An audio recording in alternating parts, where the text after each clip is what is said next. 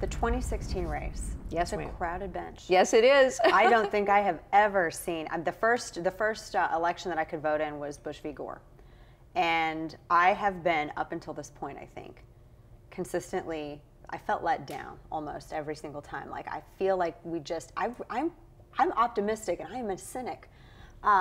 We have a good bench. Yes. Let me throw this one at you.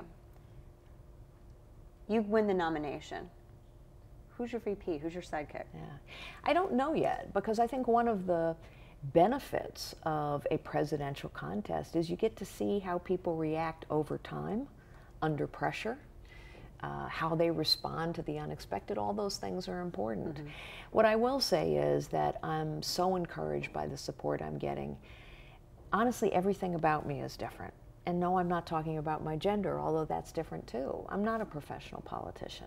I started as a secretary. I had the great privilege to lead the biggest technology company in the world. But I actually understand how the economy works, and I think that matters to get it going again. I understand how the world works. I know more world leaders than anyone on the stage today, with the possible exception of Hillary Clinton. Only I didn't do a photo op with Vladimir Putin. I sat this close to him, and you can name a bunch of other leaders I've done the same with. I know our Arab allies. I know Bibi Netanyahu. I know the Chinese. I know Angela Merkel. I could go on and on. Right. I understand bureaucracies and how they work, and that's important, because the federal government has become one giant, powerful, complicated, inept, corrupt bureaucracy. Right. And we have to change it. I understand technology. And as we talk, technology is a weapon now that's being used against us. It's also a tool that could fix some of these problems. Yes, I wish, and I'm sort of surprised that I have not seen more support, especially from the same women that will celebrate someone like Hillary Clinton, but yet they have attacked other conservative women, other Republican women in the past. And it seems that a lot of these people, they try to go back and look at your time as CEO. And from what I understand, because I had the only time that I was ever upset, I'll admit it, with HP was the Palm Pre, because that was my phone. I mean, that was after I left. I know, that was after you left. That was the new CEO, because I have a feeling that CEO Fiorina would not have done that and just shelved Palm Pre, because it's such a beautiful, sleek OS. But I'm still bitter over that. But from what I understand, I mean, you had entered, if memory serves, I mean, right when the .com bubble was exploding. That's right. And the fact that, I mean, there were more jobs after the merger than there had been previously. Yes. Well, look, I led through a very difficult time. The .com bust, post 9/11, the worst technology recession in 25 years. It was a tough time.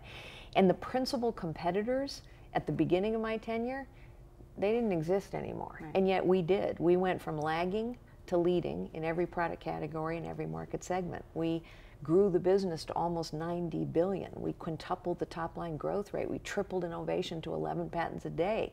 That's hard to do in a tough period. Sometimes people will say, wow, the stock was down. Yeah, it was. So was the entire technology index. It's taken 15 years for the technology stock index, NASDAQ, to recover to its .com boom highs. And at the end of that time, I got fired in a boardroom brawl that lasted 2 weeks. And you know why?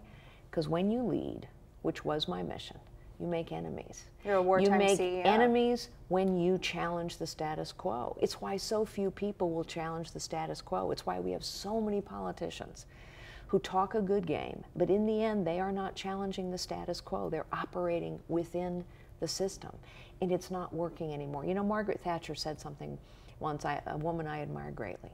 She said she was not content to manage the decline of a great nation.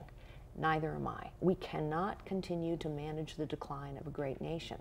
I am prepared to lead the resurgence of a great nation, and that is what has to happen now. The weight of this government, the complexity of this government, the ineptitude of this government is crushing the potential of this nation. It's so obvious what needs to get done.